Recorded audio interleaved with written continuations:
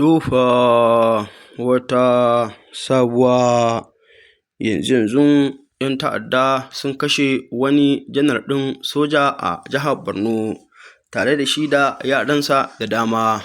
bayan kuma sun kashe su sannan kuma suka kwashe makamai inda suka tafi da su. Abin da zai baka haushi shine su dai wannan 'yan ta'adda na Boko Haramun lalle sun matsa ma yankin Borno, sun kuma hana talakawa su zauna lafiya, hatta kuma su jami'an tsaro wanda suke ƙoƙari ko da wane lokaci domin su tabbatar da cewa sun yaƙi wannan 'yan Boko Haramun, to su kansu rayuwarsu tana cikin haɗari, domin ko a watannin baya da suka wuce kaɗan lalle an kashe janar ɗin soja aƙalla ya kai guda 3 a jihar Borno. To yanzu kuma ga wani shi ma sun ƙara kashewa, sannan kuma duk lokacin da zaka ga sun kawo wannan mummunan hari in sun kashe sojoji zaka ga sun ƙona motar sojojin, sannan kuma sun ɗibi makamai sun tafi da shi. Abinda zai baka haushi wanda kowa ya san cewar waɗannan sojoji na Najeriya sun riga sun fi ƙarfin 'yan ta'adda, to amma ko da wani lokaci sojojin ne ba a ba su dama yadda ya kamata, yadda za a ce kawai su je su magance wannan harkar ta'addanci cikin ƙanƙanin lokaci, sai dai in an tashi za a tura sojoji ne 'yan kaɗan, wanda kuma idan an tura soja 1000 su kuma 'yan Boko Haramun za su iya zuwa 2000 ko 3000, take yanke su za ka yi wannan sojoji wanda kuma za a dinga musayar wuta. Kuma kowa san cewa lalle wannan manyan bindigogi wanda suke hannun 'yan ta'adda lalle sun fi na sojojinmu na Najeriya. To shi yasa kake ganin ko da sojoji sun yi yunƙurin su fafata da waɗannan 'yan ta'adda, amma kuma a ƙarshe sai ga 'yan ta'addan nan su ne za su samu nasara akan waɗannan sojoji. To shi yasa kake ganin ko da lokaci yanzu ko 'yan bindiga irin su Bello Turji ko kuma waɗannan 'yan Boko Haramun za ga ko a wuri an kawo 'yan sanda ko soja za ga ba sa wani fargaba, saboda sun san cewa lalle sun fi su manyan makamai, kuma take yanke za su zo su zagaye su kashe su. Sai dai wasu cikin satin da ya gabata haka ta faru a jihar Zamfara inda aka kawo sojoji da dama aka jibge, to amma kuma ganin haka shugaban 'yan bindiga Adamu Aleru inda ya je tattaro 'yan bindiga sama da mutum 1000, inda ya ce lalle wayannan sojoji da aka jibge a wannan guri cikin awa 24 yana son ya tabbatar da cewa an karar da su. To amma kuma a wannan lokaci lalle baccin 'yan bindiga sun zo sun fara harbin wannan sojoji, haka sojojin nan Allah ya ba sa'a suka tashi tsaye, take yanke wannan 'yan bindiga aka yi musu fata-fata inda aka kashe su, wanda shi kan shi Adamu Aleru akwai ɗansa wanda shi ma komanda ne na 'yan bindiga, wanda shi ma tun a wannan lokaci aka kashe shi, wanda kuma kowa san cewa Adamu Aleru shugaban 'yan bindiga ne wanda yana daga cikin wanda suka addabi yankin jihar Katsina da Sokoto da jihar Zamfara, wanda kuma a kwanakin baya ma sai da 'yan sanda suka fitar da wata sanarwa cewa duk wanda ya kama shugaban 'yan bindiga Adamu Aleru ya kawo shi za a bashi kuɗi da ya kai kimanin miliyan 10, ko kuma ka kashe shi ka kawo gawar shi ma za a baka kuɗi wanda ya kai kimanin miliyan 10, a'a ko kuma ka bada wani bayanin sirri inda za a je a same shi a kama shi, sannan kuma an kama shi lalle za a baka wannan kuɗi. To amma kuma a ƙarshe lalle shugaban 'yan bindiga Adamu Aleru lalle har yanzu ba a samu nasarar kama shi ba, sai dai abin da ya ba mutane mamaki shine watanni da suka wuce baya lokacin da ake sulhu da 'yan bindiga a jihar Katsina, sai ga Adamu Aleru an ganshi ya taho da tawagarsa da kuma sauran wasu manyan 'yan bindiga inda suka zo wajen wannan sulhu, kuma bacin an yi wannan sulhun amma kuma sulhun ba abin da ya amfana da mutanen jihar Katsina, tunda har yanzu wannan hare-hare da ta'addanci gashi nan kullun yana karuwa ne ba yana raguwa ba, wanda kuma ni na tabbatar inda ce sulhu da 'yan bindiga yana sa a daina kashe mutane, to ni na tabbatar da yanzu mutanen jihar Katsina an daina kashe su, sannan kuma mutanen jihar Zamfara da yanzu an daina kashe su. To amma kuna gani kullun har yanzu babu wasu jihohi a arewacin Najeriya wanda ake kashe mutane irin jihar Zamfara irin kuma jihar Katsina, kullun kuma wannan ta'addanci za ga yana karuwa ne ba raguwa ne yake yi ba, kamar yadda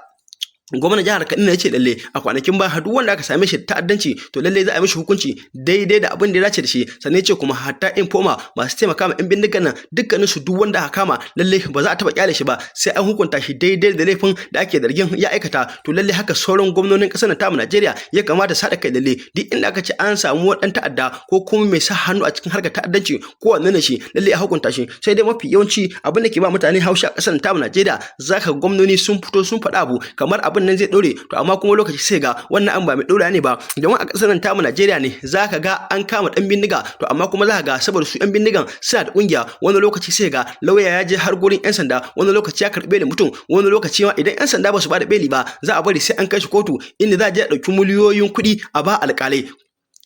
karke sai kaga lalle wannan dan ta'adda an sike shi ya fito ya ci gaba da rayuwarsa, wanda kuma mafi yawanci ku talakawa da aka zalunce ku wannan kuɗi da su yan ta'adda su ɗauka su bara ku ba ku da shi, domin dama wannan kuɗi sai kun sai da gidajen ku, sai kun sai da gonakin ku kuke hada ku kai ma yan bindiga. In ku shari'a ce kaga babu yadda zaka ce bari ka sai da gidanka ko ka sai da gonarka ka ce zaka je ka ba alƙali, tunda ka san cewa dama shi wannan bai zama dole ba ai maka adalci ko bai zama dole ai maka abin da kake so ba, amma shi wancan shi ma din da zaka sai da misali ka je kai ma yan bindiga kuɗin shi ma ka san bai zama dole lalle su ki dan uwanka ba, to amma tunda wannan kana sa rai tunda dai kaga bai mutu ba, haka nan zaka dauka ka je ka sayar kai ka sada, in Allah ya sa an sake shi shikenan, in kuma kwanan shi ya kare shikenan, haka nan zaka hakura. Abin da ke faruwa kenan, duk da dama akan samu wasu jami'an tsaro sukan fito su ne cewa lalle wannan kuɗin fansa da ake dauka ake ba yan bindiga lalle bai kamata a dauka a basu ba, to amma kuma mutane da dama suna kafa hujja da cewa yanzu in an kama yan uwansu lalle ba su dauki wannan kuɗin fansa sun bayar ba, sojoji su dai ba za su shiga daji su an so shi ba, sannan yan sanda ba za su iya shiga daji su karɓi dan uwan mutum ba, inda suke cewa to lalle ka kawo dole a dauki kuɗin fansa a bara, amma inda ba su lalle a dauki wannan kuɗin fansa a bada, to wannan yan ta'adda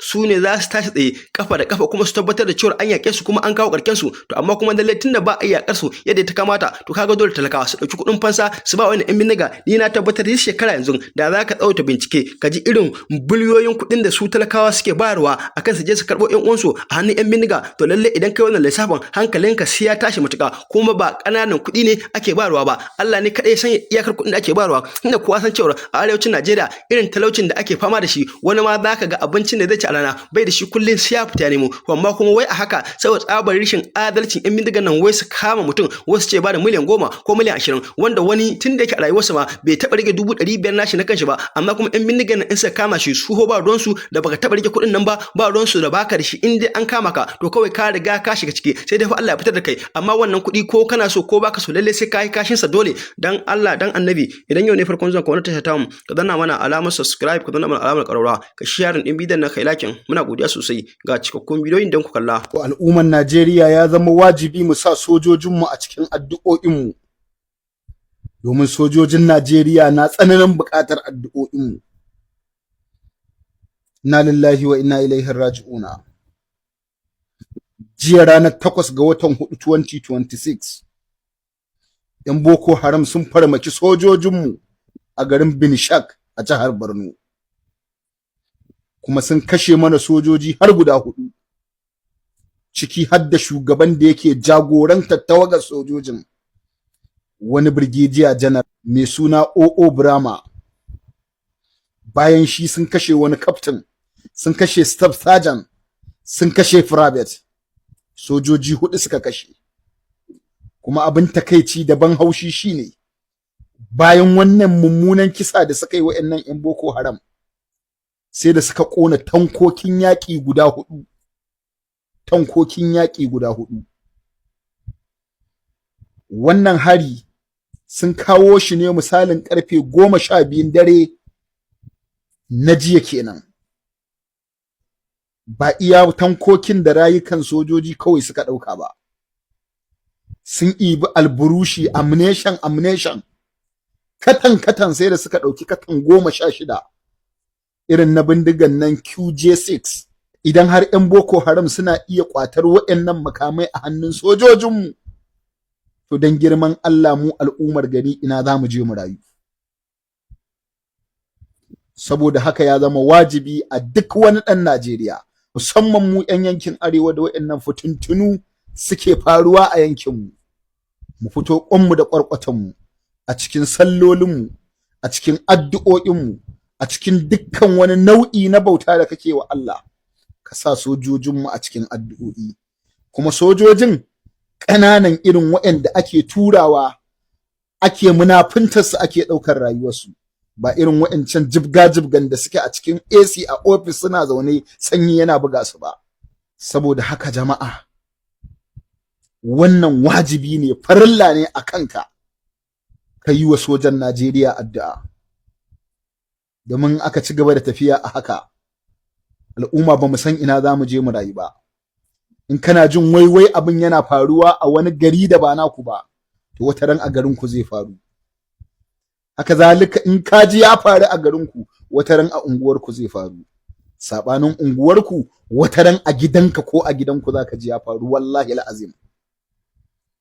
Saboda haka muna addu'ar Ubangiji Allah ya ci gaba da bawa sojojin mu kariya,